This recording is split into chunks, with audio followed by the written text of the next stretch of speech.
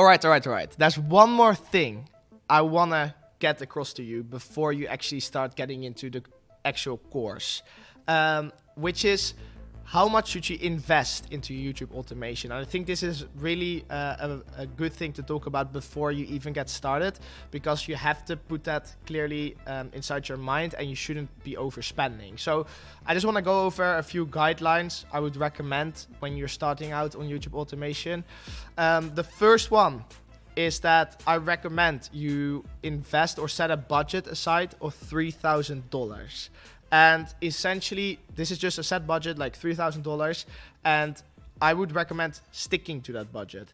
Don't go over that budget too much. And especially don't spend any money you don't have. If you don't have play money laying around like $3,000, I would recommend first really saving up and not jeopardizing any personal living expenses. You first want to make sure your own lifestyle is taken care of, and then you can start investing in upgrading that lifestyle by getting a second income stream. So keep in mind that that $3,000 is money you have to be able to play with, and you shouldn't mind too much if you lose that money. It shouldn't be your last savings. Don't invest your last savings, because just like with any other business, there is a bunch of risk, and if you lose your last savings, that would be horrible. So then again, make sure you only invest money you can play with, money you can afford to lose. Another thing I would suggest doing is scaling your spendings over time.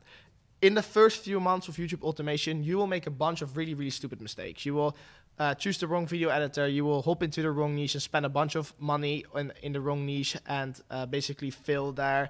And you have to make sure that you expect these mistakes. There's always gonna be like learning money involved, and make sure that you try and limit that loss at the start. Try and manage your risk. So at the start, when you just start with your own channel, make sure you only invest a small portion of your budget so you don't lose everything in one go. So make sure to really only start spending when your channel starts breaking even or your channel starts earning money. Because once your channel breaks even and your channel actually turns a profit, that's when you can scale as much as you want. As long as you're covering that budget or you're covering those costs, you can scale as much as you want.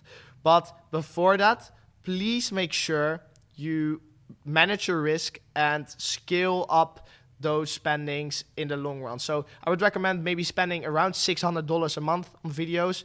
$600 to $850 a month would be okay. So around 2 to 3 videos a week, I think would be appropriate for a beginner.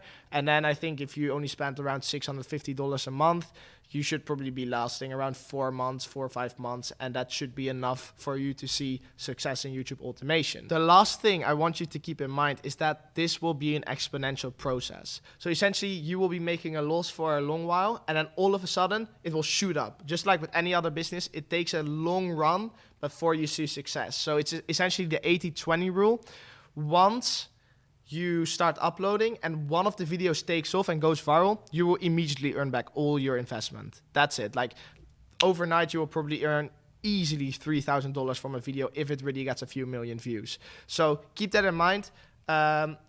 You will usually run a loss for a bit on the channel. I do that a lot as well. Like for maybe a month sometimes or 2 months, I will be running a loss on the channel, and then all of a sudden the video takes off and I make my money back 5 times over. So keep in mind, that's usually how the progress goes.